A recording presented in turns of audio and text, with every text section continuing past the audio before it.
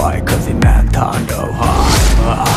এর পর এক রেকর্ড করেই চলেছেন মেগাস্টার শাকিব খান। ঈদ উল ফিতরে মুক্তিপ্রাপ্ত বরবাদ দিয়ে কাঁপিয়েছেন বক্স অফিস। এবার কোরবানি ঈদে আসছে তার তাণ্ডব। গতকাল প্রকাশ হয়েছে সিনেমাটির টিজার, আর প্রকাশের পর থেকেই রীতিমতো তাণ্ডব শুরু করেছে এটি, পাশাপাশি গড়েছে অন্যান্য রেকর্ড।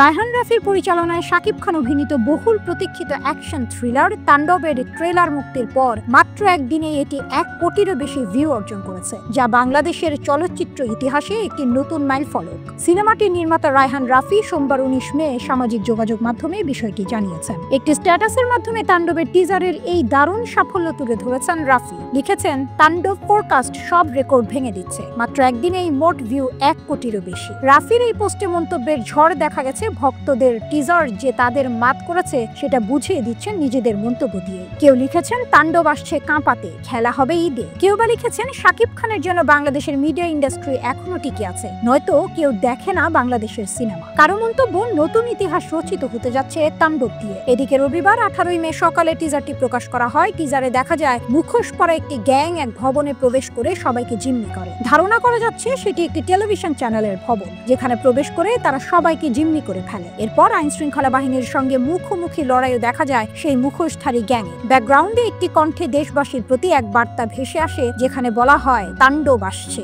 সেই সঙ্গে সবাইকে ঘরে অবস্থান করার অনুরোধ করা হয়। এক পর্যায়ে মুখোশ পরা গ্যাংয়ের প্রধান শাকিব খান তার মুখোশ খুলে ফেলেন। টিজারের এক ঝলকে জয়া আহসানকেও দেখানো হয়।